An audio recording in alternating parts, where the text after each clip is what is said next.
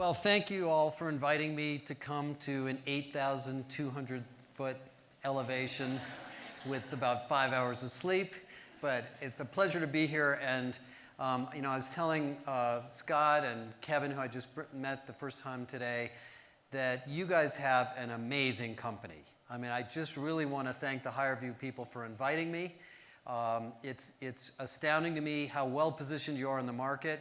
And what I'm going to do for the next 45 minutes is move you away from talent acquisition a little bit and show you a little bit about what's going on in the broader world of work and talent and business and HR and give you some data.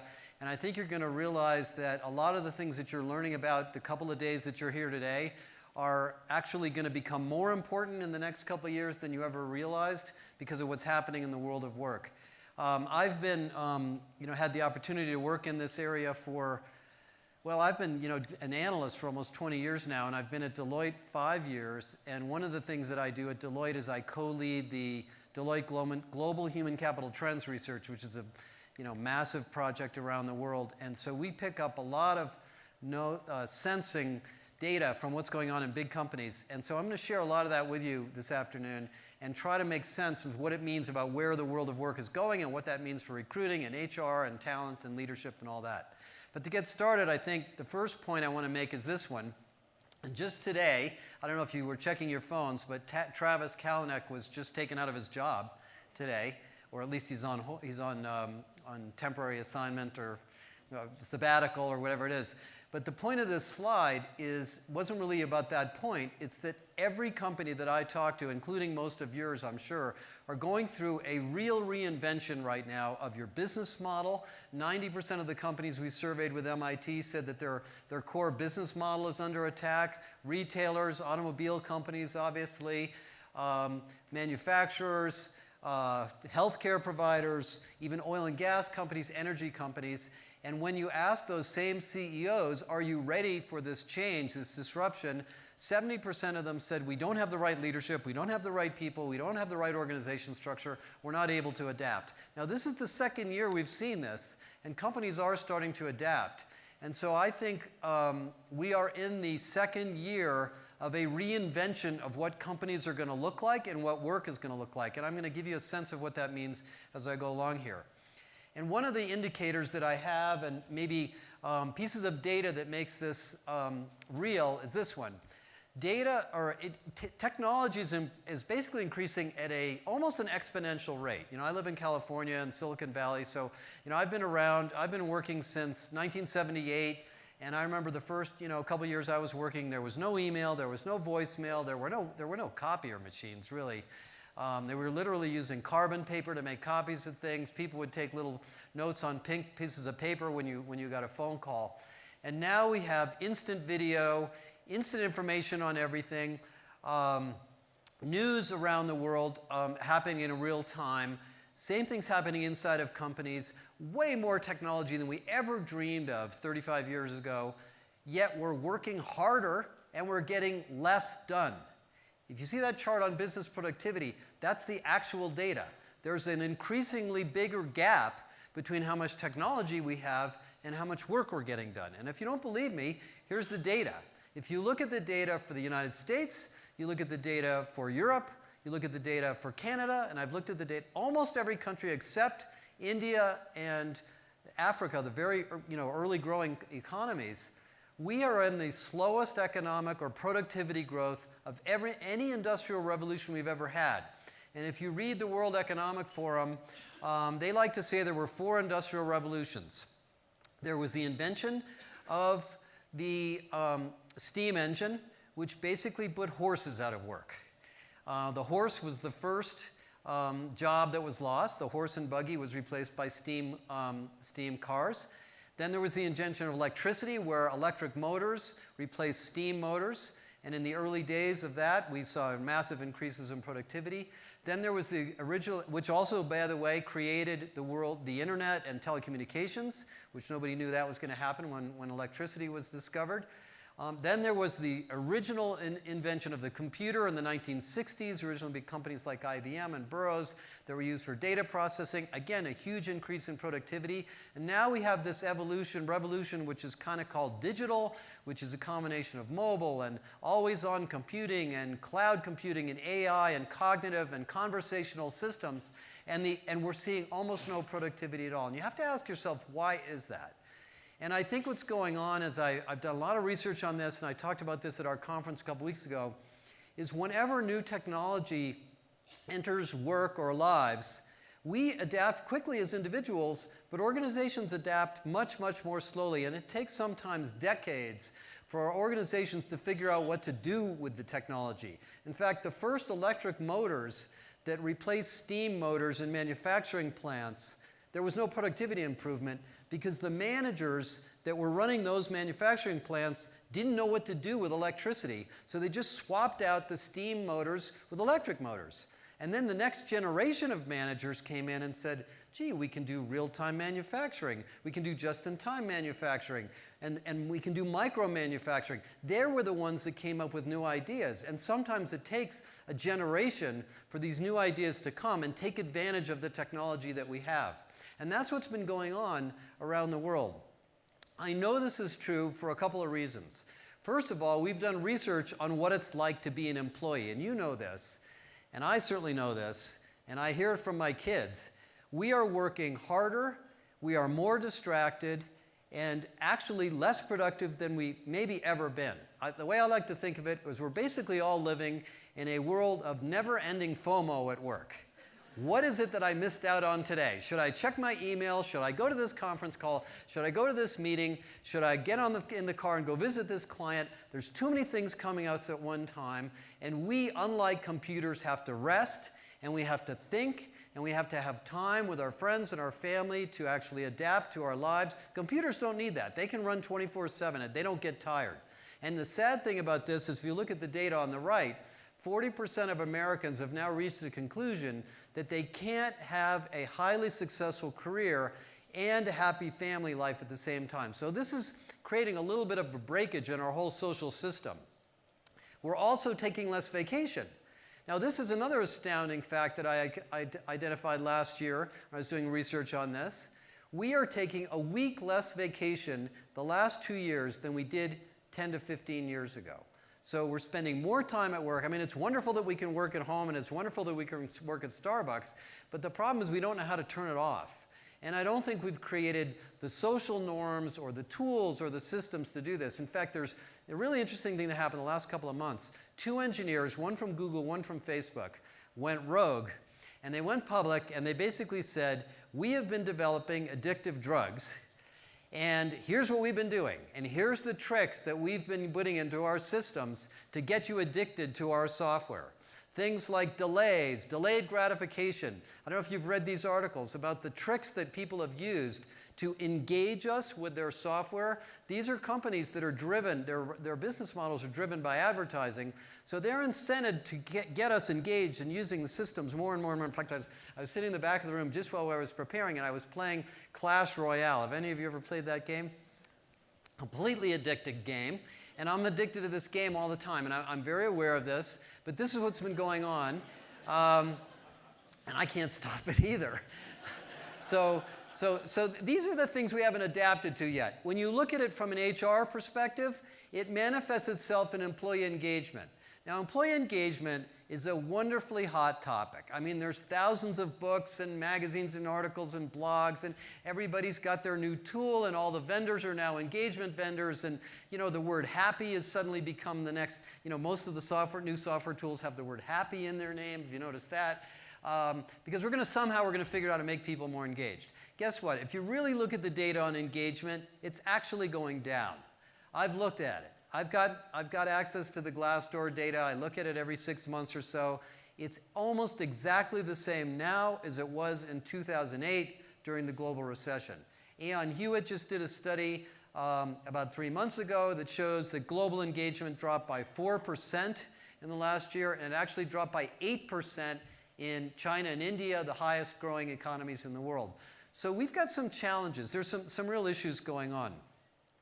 Now let me talk about what why I think this is and what I think we can do about it. And you guys definitely have a big role to play in this. So let me talk about some data. This is data from the Deloitte Human Capital Trends. It's a very, very large study that's been going on for about 5 years in Deloitte. There's 140 countries involved. Many of you may have taken the survey. And we asked companies a lot of questions about their work environment and what's keeping them up at night. And we let them prioritize their problems and compare their problems to what their readiness to deal with those problems. And this is the data that we found. And I'm going to walk you through it in a couple of minutes. And as I've been doing it the last couple of years, I've been able to see how things shift from year to year. And like one of the things that happened in 2017 from 2016 is the problem of learning and career development skyrocketed. It went up by almost 40% year over year. Another problem that went up was diversity and inclusion. Diversity and inclusion as a challenge, went up much, much higher. And I'll explain why I think that is. So let me walk you through this and give you a sense of where organizations are going and what this means to recruiting and the future of work. So the first issue is the design of the organization itself. Now, I got parachuted into Deloitte 5 years ago when they acquired our company, and I suddenly became part of this global consulting firm that has basically no organization chart. Those of you that have worked for consulting firms probably know this, but those of you that don't, most consulting firms, the leaders are rotating all the time. People are changing jobs all the time. You're working on different projects all the time. And that is actually the model of organizations going forward, virtually all organizations. Last year, 92% of the companies we surveyed told us that they believed their organizational structure was in the way. This year it was 88%. You can see the data there. Of those companies, only 11% said they think they know how to reorganize their company for success. Let me tell you what I've learned. It's actually pretty simple. It's not easy to do, but the concept is very simple. Even though you have an organization chart or an HR system that looks like the picture on the left, the actual way people get work done is the picture on the right. We're tribal animals. That's basically the way we're wired. We like to work in small groups. We build relationships with people. We spend more time with people that are physically close to our desk. There's research that shows we actually spend 2 orders of magnitude more time with people that are within 50 meters of our desk. That's why companies like IBM are bringing people back to the office. That is so they spend more time together. That's why Apple built this giant campus. That's why Deloitte has built these big buildings, beautiful buildings for people to come to work in. So people will spend more time together in these teams. The problem, of course, and people work on multiple teams. If you go to places like Facebook and ask the head of HR, how do you decide what people work on? She'll say, we don't decide. People decide what they're going to work on. In fact, they work on whatever they want. Now, they get feedback and they get evaluated, and they do have a manager, and at the end of the year, we evaluate what kind of contributions they've made. But we don't tell them what to do. They decide what to do. And in fact, Lori Goldberg told me at Facebook, we are so into this empowerment that when we recruit people, when somebody says, I want to work for Facebook because I'm looking for a good opportunity, that's a red flag. We don't want that kind of person. We want somebody who says, I want to build something. I want to come to Facebook and get my hands dirty and create something. Those are the kinds of people they hired. Now, this is not just software companies doing this now. GE has gone through a reorganization that looks a lot like this. IBM has gone through many, many iterations of its organization that looked like this. A bank in the Netherlands, ING Bank, just reorganized its entire company as a 22,000 person bank and got rid of the org chart and set up an agile model of what are called tribes and squads and shared services, borrowed from Spotify to redesign the organization. So this is happening. Now, in order for this to work, different things have to take place. People have to spend more time talking to each other. Goals have to be more transparent. We have to recruit people based on their capabilities, not a job description, because the job description that exists today may not be there in 6 months. So we have to recruit people based on their agility and their learning and their culture and their ability to work with other people. And that's why things like inclusion have grown in importance around the world. If you want to look at all the artifacts of that, I won't take you through this. This is kind of a busy slide, and I'll work on this, and make this easier to read in the future. But I've gone through and looked at all of the things we do in HR, and I've had the luxury of looking at many, many things in HR, you know, over the last 15 years. Almost everything that we have designed in HR was designed for that picture on the left. It was designed for that hierarchy where we get promoted by moving up the organization, where we evaluate ourselves with personal goals, and our career is about how fast we can move in the organization, as opposed to focusing on teams and agile teams and people moving between teams. So this is a very, very big deal, and it's starting to take hold, and I think it's going to accelerate around the world. The second issue in the future of work is this need to continuously learn. Now, if you work in a company like I do, and you actually behave and work in an organization that looks like the one I showed you earlier, the only thing that allows you to prosper in that organization is a continual development of your skills. And so the organization has to give you the opportunity to learn continuously on the job. If you ask millennials what drives employment brand in their career, in the selection of their companies, the number one thing they cite in most cases, every study is a little bit different, but in most cases, is their ability to learn and grow in the organization. Now that changes as you get older. And so what's been happening for the last 4 or 5 years is the L&D department in your company has been completely disrupted. And I know this because I spent a lot of time in the training industry. We did a study on L&D published in May called the High Impact Learning Organization. We've done this study 5 times. And we asked companies to give us the net promoter score of their L&D organization. And guess what it was? -12. So the L&D department in most companies is about as well recognized and as well liked as the IRS. And that's not because people aren't trying, and that's not because we don't have great training programs. It's because we haven't been able to keep up with all the technologies that's changed. In addition to that, if you look at some of the charts, some of the data in here, we're also growing older, we're living longer, we're working longer periods of time, and so our careers are going to have to change. The analogy that I gave at our research conference a couple of weeks ago was that we have to be more like chameleons. We're going to have to change colors multiple times during our career because the job we're in today may not be around 3 to 5 to 10 years from now, and we're going to have to learn how to adapt too, and our organizations will have to adapt with us. And by the way, our businesses see this. 70% or more of S&P 500 value is now intellectual property, business process, or brand.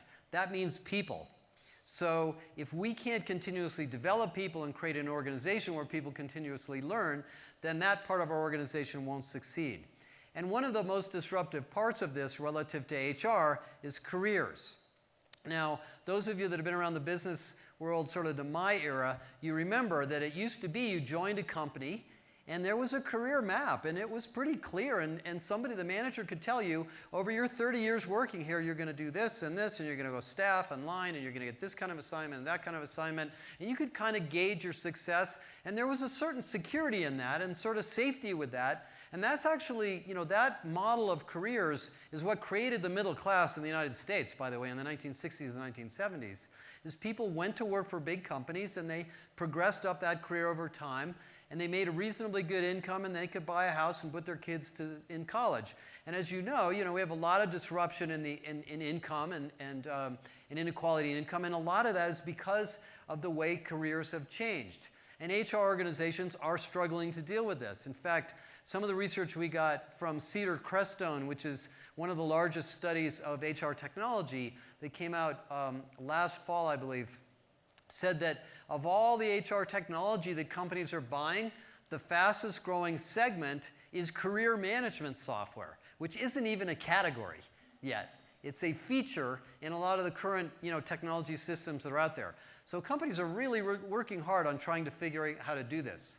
Now in the area of learning, let me just show you, just for those of you that are interested in L&D, how disruptive it's been. In the 15 years or so that I've been doing it, that's how much has changed. It has completely changed. If I look at the training programs that I developed when I was at Digital Think in the early 2000s, they are just boring. No one would touch them today. And that's because we now learn on real-time video, we learn on Twitter, we learn on YouTube, we learn all the time, and we have to get learning to become as agile and digital as everything else in our lives. And the paradigm that I like to use and give people to think about is this. When you change jobs, let's suppose somebody gives you a new job. You're the head of recruiting. In fact, I know at least one of you told me this at lunch. You're the head of recruiting and somebody gives you a new job. The first few months on that job, you have a very, very steep learning curve. And you probably need some heavy-duty help. And you go up that learning curve and you reach a plateau and you kind of got it under control and it becomes a little boring for a while. And then you say to yourself, you know, I'm kind of tired of this. What's next? And if you work for a great company, that blue curve, you get promoted, you get a new assignment, you get a new job, maybe your boss gives you some special work to do, and you move up your learning curve again.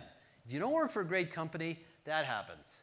You realize that this job's going nowhere, and you leave. In fact, one of the interviews I remember several years ago with a large financial services company studied this. And I know some of you own retention in your company, and they studied this in their call centers. And what they found in a call center, that little apex in the middle is at about 18 months. At about 18 months, they found if they couldn't give people another job, a promotion, a new assignment, that was when they were very, very highly likely to leave. And so what these guys did, they were very shrewd. They built a career self-assessment tool to find the next job in that company, and they gave employees access to it after 17 months.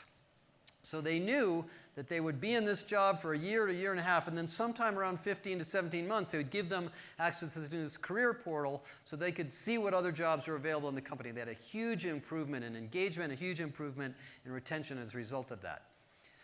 And of course, this has changed the learning and development industry and what we do with learning and how we arrange learning for all of these different stages in our lives. So that's what's been going on in learning.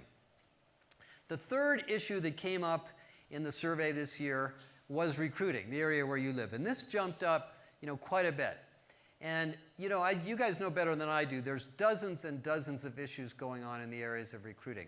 I think one of the biggest ones is really the reason we're here today, is how do we use new technology, cognitive tools, AI, interviews, video, whatever we want, gaming, to really do a better job of assessing, sourcing, and attracting candidates to our companies. Now, the funny thing about this survey, a lot of these people that take this survey, the 10,000 or so people that respond to this, are business people, because Deloitte reaches a lot of CFOs and finance people. 61% of the people in this survey that said that they were business executives basically said, my company does a terrible job of recruiting. 61%. So what that tells me is that this is a very, very difficult problem. And those of you that are here are probably in, really, you're in companies that are really at the very, very tip of this, the head of the curve in this area. But as you can see, most companies are struggling. I think the area of recruiting, if I look around what's going on, and we talked about this at lunch, is probably a couple years away from a disruption about as big as what's going on in learning. What's going on in learning right now is basically companies are saying, this LMS that we spent $3 million on, we don't want it anymore. We want to get rid of it. We don't know what to replace it with, but we're done with it.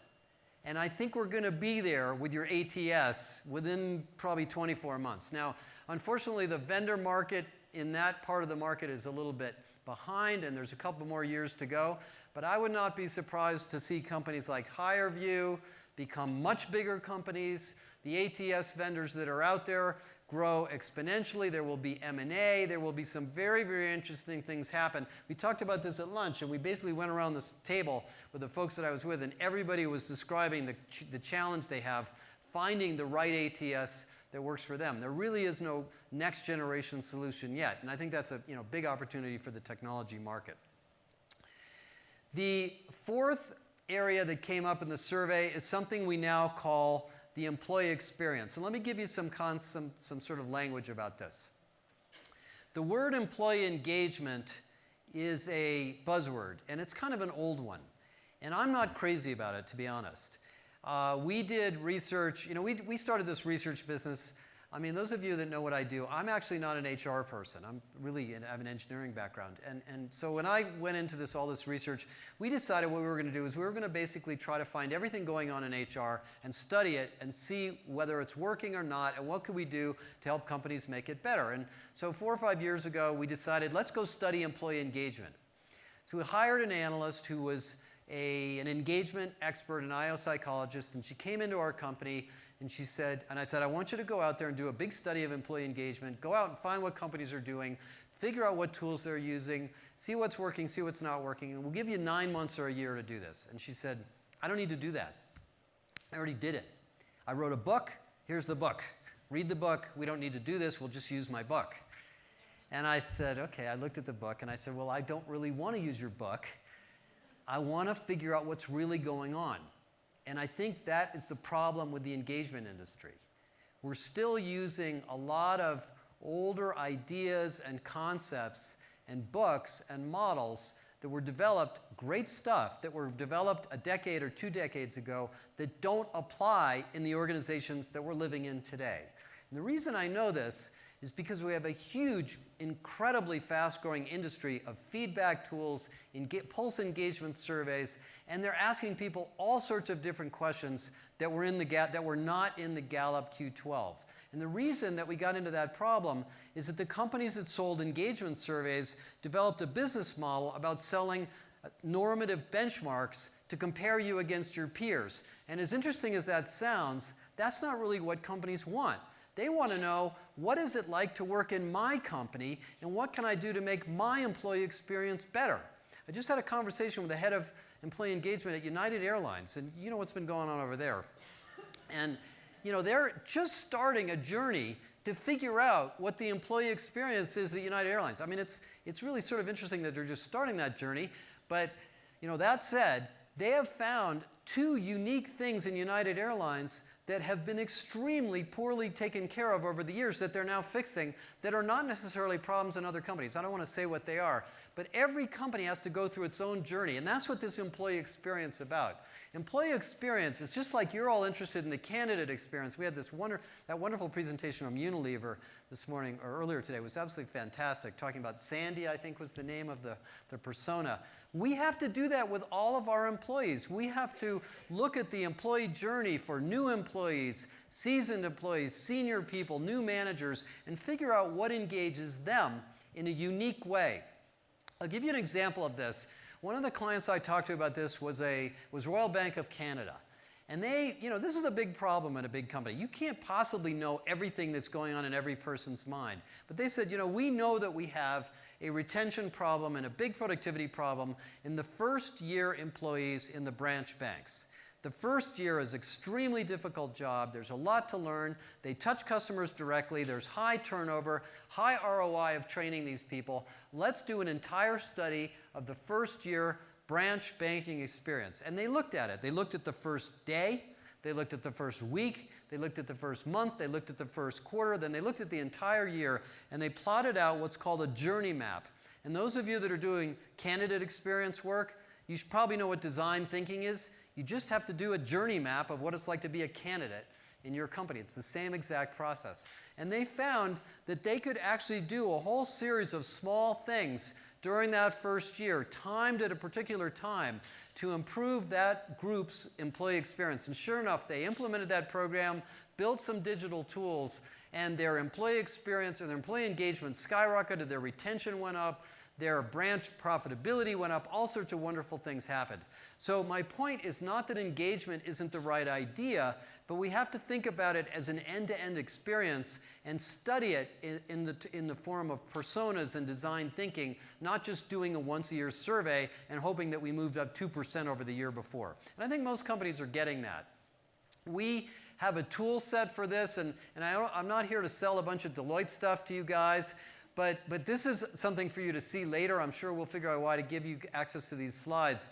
I looked at this a lot over the last 4 or 5 years, and there are a lot of elements to this problem. And we've come up with 20 of them, and all of them matter. And one of them, by the way, is, are you in the right job? Is this the right job for you? Which is where you guys fit. And is this job a good fit? And do I have the tools and support to do this job well? I was making a comment to one of you earlier today. You can't make people happy at work by giving them free food and unlimited vacation.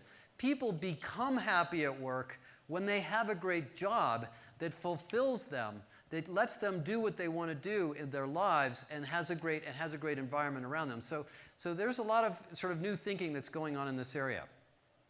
And by the way, one of the things I'll mention as we've studied the employee experience, and this is where you guys absolutely play a role, is when companies really get their heads wrapped around what this means, what it really means is creating a lot of new points of listening.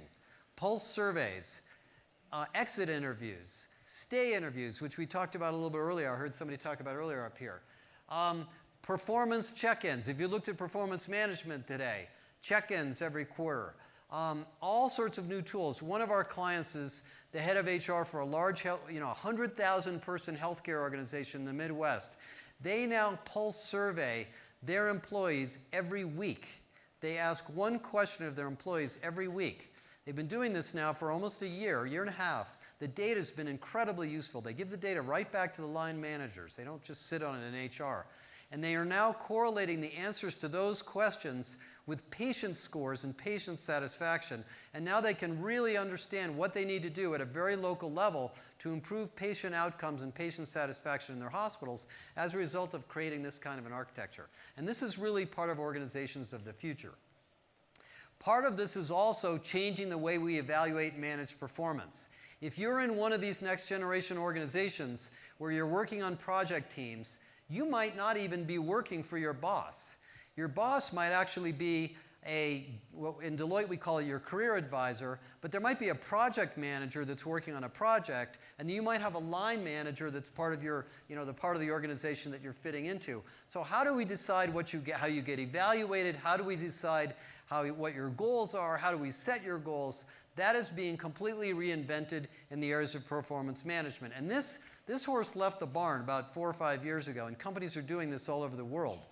What we're finding in the research is that every company that I have talked to that's re-engineered their performance process told me it got better. It's funny, usually when there's re-engineering going on, there's some stuff that works and there's some stuff that's a disaster. In this particular case, performance management was so messed up that I think just making it more continuous and agile and open just basically created value to almost everybody we talked to. And all of these companies are doing it, and there's really dozens and dozens and hundreds of companies that are doing this. And you can see the results there. It creates better communications, it creates better engagement, it gives people better developmental feedback, and in many cases, the managers are happier too. I was sitting next to an engineer on a plane who works for a software company, and he's pulling up his computer, and he opens this little portal, and I see this, all this data, and it turns out it's all his employees rating him. It was his quarterly check-in where he was evaluated by employees, and he said, he was asking me what I do for a living, and I said, yeah, I kind of work on this HR stuff. And he said, what do you think I should do about this? And I was looking at all this data, and that's new. I mean, that's great. He is now realizing that his job is to pay attention to this data on a regular basis and do what it is that he can do to make people happier, better engaged, make sure they're well aligned, they know what their goals are, their work is more simple and easier to understand. That's what's going on in performance management, and that is part of the re-engineering of work. Okay. Which leads me to the next point, this issue of health and wellness. Now, I don't know about where you guys work, but where I am, everybody's focused on this all of a sudden. And this is a new area of HR that I think is just coming into its own. If you really think about the wellness and the health and the safety issues in companies, and go back in time, when I was at Exxon years and years ago, the safety department was the department that prevented loss. And their job was to make sure you didn't blow something up because they were going to get sued or somebody was going to get killed, and it would be really bad for the company, and by the way, it would be bad for the employees too. And then that sort of moved into the comp and benefit department, and we had a lot of focus for many years on wellness programs to reduce insurance costs and reduced basically for financial reasons. It wasn't really just for people. It was really for financial reasons. And then over the last decade or so, Arianna Huffington started writing books, and we got all this interest in mindfulness, and we began to realize that we actually can't do our jobs if we don't have somebody at work helping us maintain a healthy lifestyle. And so now what's going on is I think the area of performance management is going to morph into an area of how do we build sustainable performance in the organization. I won't go into the details of this, but this is going to be part of the future of work. From your standpoint, it'll affect the way you do hiring, but from an even bigger standpoint, what do managers do and how do managers spend their time? Now, one of the companies that really figured this out that I think is really, really ahead of the curve is GE. In GE's new performance coaching model, they don't even call it performance management anymore. They call it performance development. Managers are taught to give people less to do. They're taught to give people the advice that if you want to skip a meeting, skip it. If you want to skip a conference call, that's fine. If you want to spend more time with customers, that's okay. And that's actually a different paradigm than certainly the old days where managers just kept piling more stuff on you. At Deloitte, there's this funny thing at Deloitte. I get invited to hundreds of conference calls all week. I get emails requesting me to go on this meeting and go to this meeting, come here, go there. But it's okay to say no constantly. People don't mind because they realize that if you have something more important to do, they trust you. They trust that you will make the right decision. Those are some of the behaviors that have to, kind of fall into this world of sustainable performance in the organizations of the future. Okay, the next topic I want to talk a little bit about is leadership. So let's suppose this all happens. You have a company that's more of a network. You have a wide span of ages. You have people in their 20s, people in their 70s. People are reinventing themselves. They're coming up with new careers. We've given people tools to better manage their time. We've given people tools to be healthier and work more closely with people near them. What do managers do? What is their jobs? Well, it turns out, as our research shows, leadership development and leadership is being disrupted as well. And I'll give you sort of two, tricks to this right now. Number one, we are not promoting people into leadership nearly fast enough or early enough. If any of you have ever read the book, The Leadership Pipeline by Ram Charan, if any of you have been in the HR domain, there's a very famous book that's really the Bible of leadership written by Ram Charan called The Leadership Pipeline. And it's a book that shows you the 5 steps to leadership over a 30 to 40-year career. And the message that comes across in that book is that it takes a long time to be ready for leadership.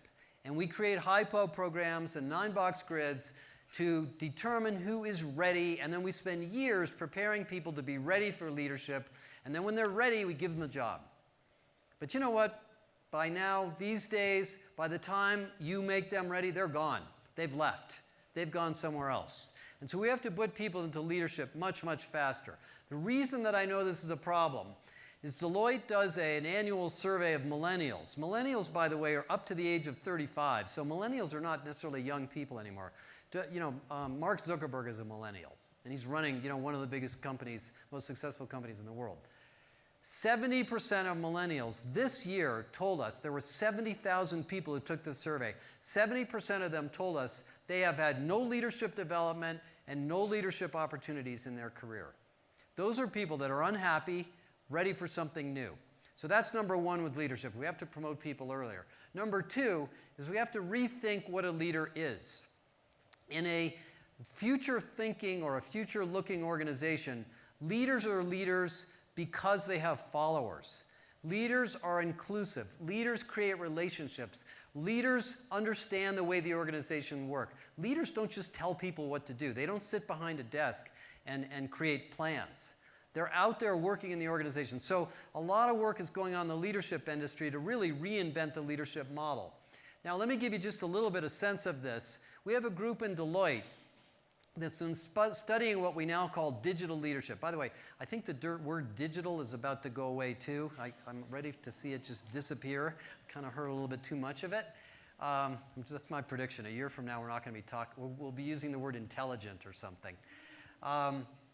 Anyway, we did this big study, And we talked to a lot of companies that were, ahead, digital disruptors. So companies like that Domino's Pizza. Did you know that Domino's Pizza, I think somebody said yesterday, 50% of their pizzas are now sold through digital tools, and they digitized their trucks, they digitized their delivery systems, everything. So we studied companies like that versus companies that were unable to adapt and looked at what was different about their leadership models, and we found there were 23 different characteristics of these digital companies than of the companies that were falling behind. And so the world of leadership is changing very, very rapidly, and your L&D or leadership development or your head of HR needs to think about this too. One of the other things that I want to come back to in leadership is this problem of inclusion, which I'm talking about next. And you guys are very much part of this too, because you're in many ways at the front end of this issue. We've now looked at data, and many companies have done this study, but I want to share one of them. We did a study of talent management last fall. And when we do these studies, we ask companies to give us their levels of maturity on dozens and dozens and dozens of different talent practices. And we take all this data and we correlate it against their business outcomes and try to figure out what are the things that are creating different levels of value. And then we group them into 4 levels using some statistical models to see what do beginning companies do, sort of advanced beginners, advanced companies, and very, very world-class companies. And what we found in this study is that the companies that were outperforming their peers, that were generating almost 15% more cash flow per employee, were highly inclusive companies. They had an inclusive talent system. And I think a great example of that is Unilever, which you heard from Unilever a little bit earlier today. And I know Unilever, we have lots of people there. Unilever is an incredibly inclusive company in many, many ways. And it is difficult to do that. And so this issue of D&I and inclusion and unconscious bias, which you guys probably look at as a metric in the recruiting process, is an endemic problem across organizations. And we have to deal with it. It came up, as I said, it was 50% bigger this year than the year before. And there's many reasons for this. We have global organizations. We have multi-generational organizations. We need systems that allow people to speak up. We've done research on this in Deloitte. People that don't feel they're included are quieter. They don't give you their best ideas. They're not always supportive of their teammates. If you work in a network, feeling included and feeling being a part of an organization is actually a very, very strategic part of leadership. And one of the problems with D&I, what we found, is there's basically a lot of blinders out there. The research that I mentioned earlier, 73% of the companies we surveyed said that they believe they have a world-class D&I program, but when we actually assessed them against their practices, only 11% did. So I think there's a lot of denial in companies today about whether they really do have an inclusive culture or not. And one of the things that has to happen is the D&I agenda has to be owned by the CEO, not the head of diversity, not the head of HR. A great example of that, I think, is Mark Benioff at Salesforce. He spoke at our partner conference late last year, and he gave us this story. At Salesforce, somebody from HR came to him and said, we did a study of gender pay equity, and we looked at women versus men at the same job level, same tenure, same business function, and we found that women at Salesforce, on average, are making 11% less than men. And he said, are you sure of this? Check the data. And they said, yes, we've double-checked the data. We're absolutely sure. He said, okay, I want you to go back right now and give all the women in the company an 11% raise, effective immediately. That's the kind of thing that CEOs have to do if we're going to deal with this issue. They have to take accountability for it. And I think that's the reason Travis Kalanick is on a sabbatical, is probably this problem. And there's lots of cool tools for this. I mean, you guys have, you have great tools in HireVue. Some of these other companies, Unitive, who's not here, is a very interesting tool that does this. This is going to get easier on the assessment side than it ever has been before. But I don't think it's as easy as it sounds. By the way, the other thing we found in the research is it's not a training problem. Unconscious bias cannot be solved by training. Training makes you more aware of it. It has to be solved by incentives, accountability, metrics, pointing out the problem so people see it, just like Mark Benioff did, and then they act on it. One more point on this issue of inclusion that I just want to mention in organizations of the future In the Deloitte Millennial Study, one of the most shocking things I found, and this really surprised me, but as I went around and talked to companies about it, I'm beginning to realize it absolutely was true, is that millennials in mature countries and mature economies basically now have come to the conclusion that life is getting worse and that they probably won't have a standard of living as good as their parents. And the world is probably going to be a little more unfair than it was in the past. Now, in the growing economy, it's a little bit different. This is really astounding data. And you know what they're doing about it? They're trying to take action. 70-some-odd% of millennials volunteer in their community. My daughter, who works for a software company, a recruiting software company in San Francisco, took her entire company to Glide Memorial and forced them to go out and volunteer for a day and help people in San Francisco. That's the kind of sort of mentality in organizations today. And I think this is an issue that we don't understand yet, what this means to us in HR. I think some companies are starting to get it. Unilever, by the way, is one that does. But if you don't have a program of understanding what kind of a citizen your company is and what is your citizenship role in the community and the customers that you serve, your employees know that. They sense it, and it has a big impact on performance. The final thing I want to talk about for a minute is technology. HR. Now, we have spent a lot of money ripping out our old HR technology systems. We bought Workday, we bought Oracle, we bought Cornerstone, we bought SuccessFactors, we bought all this great stuff. And they basically told us, if we just rip out all that old software and put the new stuff in, everybody's going to be happy. Employees are going to be more engaged, and we'll have systems of engagement, and managers will be able to see all this data about their people, and they'll be able to make better decisions, right? Isn't that true? Isn't that why you guys bought all that stuff? Billions of dollars have been spent on that. The reality of it is, it's not really happened. What's happened for the last maybe 5 to 6 years is we replaced a lot of old systems with newer systems. We've shifted to the cloud, which changes the business model, but we haven't really improved the employee experience that much. The only way that's going to happen is when a new breed of applications is developed. And I think, as I'm actually going to an HR tech show tomorrow in San Francisco, and what I'm going to talk about is that the HR technology market really is starting all over.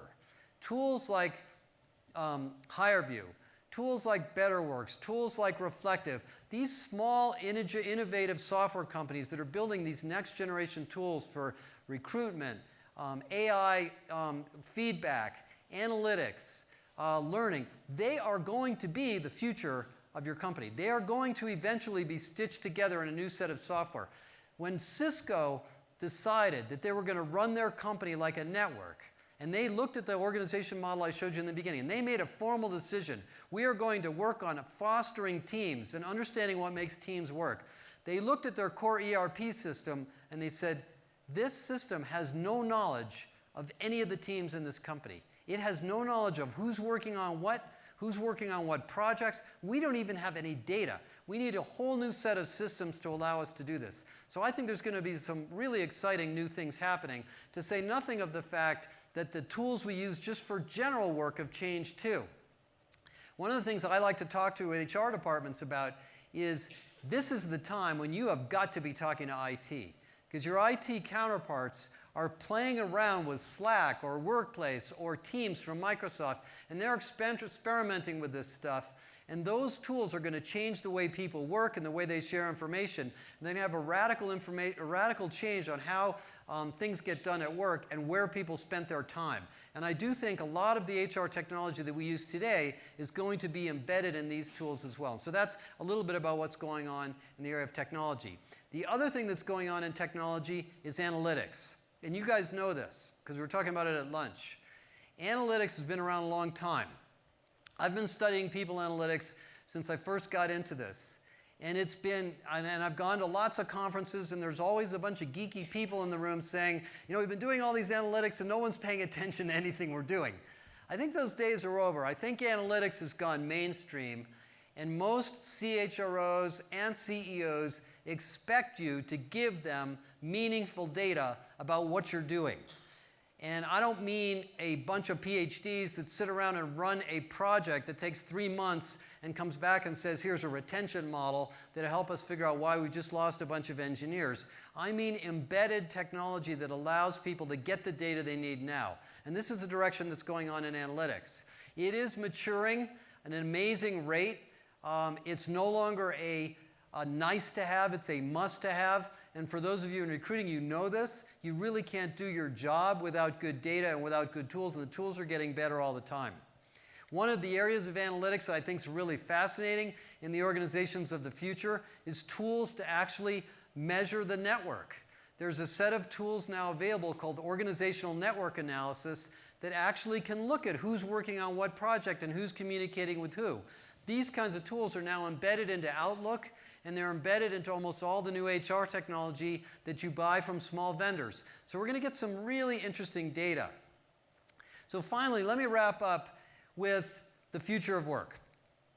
All of these changes, organizations, learning, recruiting, how we look at the employee experience, what HR technology we use, what leaders do, are also wrapped up in this big concept of the future of work. So let me just spend a minute on that and I'll wrap up. Maybe 2 or 3 years ago, people started creating books and articles on the future of work. And I think that was the time that Oxford University published the study that said that 47% of jobs were going to be going away in the next 20 years. Any of you have seen that data? I think a lot of you have probably seen that. Basically, what that is saying is that thanks to robotics, AI, cognitive technology, all these new tools we have, all the jobs we have are changing. They're not going away, they're changing. The best example I can give you of this is what happened in the banking industry. In the 1980s, when the automatic teller machine was first invented, banks were expecting to shut down their branches. And I was working for IBM at the time, I remember this. And they were going to do away with it. We were all going to do our banking online. But what happened was, as ATMs exploded with growth, the number of transactions we did went up by orders of magnitude. And all of a sudden, banks had many, many more transactions and many more business opportunities to work with us. They could sell us mortgages. They could sell us loans. They could sell us student loans. They could do all sorts of things they never were very hard to do in a branch before. And so what we did is we started using the branch for more and more of the transactional work, the ATM, and then we went into the branch to ask questions. So the tellers that probably made, I don't know, they probably made $5 an hour back then, are now actually salespeople. They're now service people. So those jobs didn't go away. They became more human. They became more social. They became more hybrid. And if you look at every single job that's displaced by automation, every single time that happens, what happens is the job that is created to replace the job that went away is a better job. It's a more social, human, multifaceted, hybrid job. We were talking a little bit earlier about what do you do with your recruiters when all the interviewing's done by technology. The recruiters become sourcers. The recruiters become coaches. The recruiters talk to candidates to close the candidates. You actually end up with a better job that's more human. And that's what's going on in the future of work. We looked at this data and we asked companies in this survey, what does the future of work mean to you? And basically what they said was that in most cases, we're creating better jobs. We're retraining people, we're moving people, we're reskilling people. Yeah, there's some jobs that are going away, and every now and then there's a layoff. But that's not actually what's going on. We're actually going through a complete reinvention of work around us based on all the principles I mentioned earlier. Now, the only thing I would give you as a warning on this is that in this research, what we found is that the business people that are implementing all this technology to try to adapt to the future of work are not getting enough help from HR. Only 1 in 4 of those companies told us they have an HR professional helping them. So my advice to you is to, as you're out there talking to hiring managers and they ask you to fill this job and they give you a job description that's written like a little, task list, do this, do this, do this, do this. Your job is to go back to them and say, is that really the job? Is that really where this job's going to be 2 years from now? What is the type of person you really need to hire? Because you're in the opportunity, you're in a better position than almost anybody to coach them and help them understand what the jobs of the future and the work of the future will be. So that's a little bit of a I know this is a little bit of a different kind of a presentation for you, but there's really 4 things I want to leave you with. Number 1, you have to think about the employee and the candidate experience to succeed, because there's no way you're ever going to do the right thing if you're not focused on that. Number 2, think about the job and the organization itself. You're in a position to push back on the hiring manager and say, wait a minute, that isn't the right kind of candidate for that job. If I understand what you're talking about, that might be the wrong type of person. You can help coach them through that. Number 3, don't be afraid of digital and change. We have to be the change agents. HR has to take the lead in helping organizations what it means to be digital. And number 4, we have to be more integrated as one. All of these things that pull together the future of work are related. How you recruit, how we understand engagement, what the employee experience is, what the candidate experience is, how people are evaluated, how the teams work. They're all interconnected. So we can't operate in silos anymore in HR. So it's a wonderful opportunity for all of us, and I want to thank you all for inviting me to come talk to you this afternoon.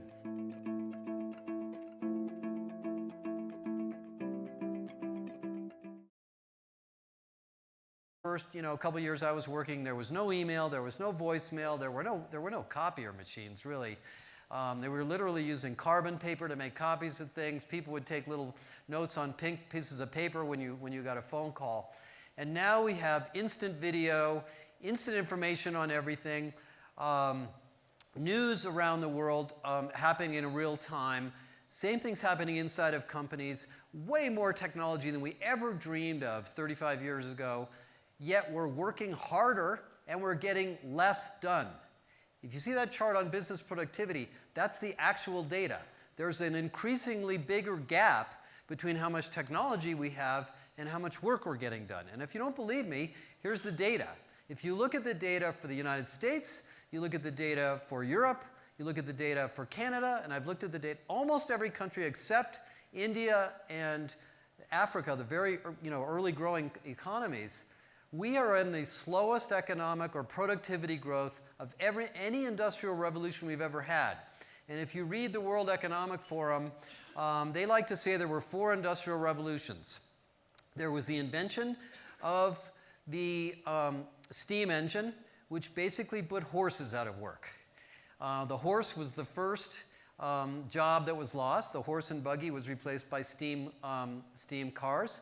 Then there was the invention of electricity, where electric motors replaced steam motors, and in the early leadership and all that. But to get started, I think the first point I want to make is this one. And just today, I don't know if you were checking your phones, but Travis Kalanick was just taken out of his job today, or at least he's on temporary assignment or sabbatical or whatever it is. But the point of this slide wasn't really about that point. It's that every company that I talk to, including most of yours, I'm sure, are going through a real reinvention right now of your business model. 90% of the companies we surveyed with MIT said that their core business model is under attack. Retailers, automobile companies, obviously, manufacturers, healthcare providers, even oil and gas companies, energy companies. And when you ask those same CEOs, are you ready for this change, this disruption, 70% of them said, we don't have the right leadership, we don't have the right people, we don't have the right organization structure, we're not able to adapt. Now, this is the second year we've seen this, and companies are starting to adapt. And so I think we are in the second year of a reinvention of what companies are going to look like and what work is going to look like. And I'm going to give you a sense of what that means as I go along here. And one of the indicators that I have, and maybe pieces of data that makes this real, is this one. Technology is basically increasing at almost an exponential rate. I live in California and Silicon Valley, so I've been around. I've been working since 1978, and I remember the days of that. We saw massive increases in productivity. Then there was the original, which also, by the way, created the internet and telecommunications, which nobody knew that was going to happen when electricity was discovered. Then there was the original invention of the computer in the 1960s, originally big companies like IBM and Burroughs that were used for data processing. Again, a huge increase in productivity. And now we have this revolution, which is kind of called digital, which is a combination of mobile and always-on computing and cloud computing and AI and cognitive and conversational systems. And we're seeing almost no productivity at all. And you have to ask yourself, why is that? And I think what's going on is I've done a lot of research on this, and I talked about this at our conference a couple weeks ago, is whenever new technology enters work or lives, we adapt quickly as individuals, but organizations adapt much, much more slowly. And it takes sometimes decades for our organizations to figure out what to do with the technology. In fact, the first electric motors that replaced steam motors in manufacturing plants, there was no productivity improvement because the managers that were running those manufacturing plants didn't know what to do with electricity. So they just swapped out the steam motors with electric motors. And then the next generation of managers came in and said, gee, we can do real-time manufacturing. We can do just-in-time manufacturing. And we can do micro-manufacturing. They were the ones that came up with new ideas. And sometimes it takes a generation for these new ideas to come and take advantage of the technology that we have. And that's what's been going on around the world. I know this is true for a couple of reasons. First of all, we've done research on what it's like to be an employee. And you know this. And I certainly know this. And I hear it from my kids. We are working harder, we are more distracted, and actually less productive than we maybe ever been. The way I like to think of it is we're basically all living in a world of never-ending FOMO at work. What is it that I missed out on today? Should I check my email? Should I go to this conference call? Should I go to this meeting? Should I get in the car and go visit this client? There's too many things coming at us at one time, and we, unlike computers, have to rest, and we have to think, and we have to have time with our friends and our family to actually adapt to our lives. Computers don't need that. They can run 24/7 and they don't get tired. And the sad thing about this is if you look at the data on the right, 40% of Americans have now reached the conclusion that they can't have a highly successful career and a happy family life at the same time. So this is creating a little bit of a breakage in our whole social system. We're also taking less vacation. Now, this is another astounding fact that I identified last year when I was doing research on this. We are taking a week less vacation the last 2 years than we did 10 to 15 years ago. So we're spending more time at work. I mean, it's wonderful that we can work at home, and it's wonderful that we can work at Starbucks, but the problem.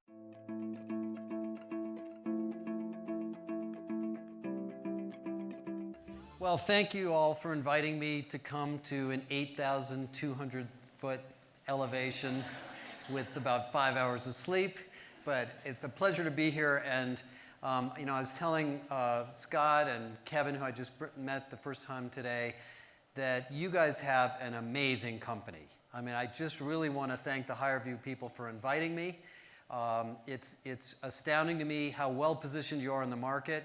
And what I'm going to do for the next 45 minutes is move you away from talent acquisition a little bit and show you a little bit about what's going on in the broader world of work and talent and business and HR and give you some data.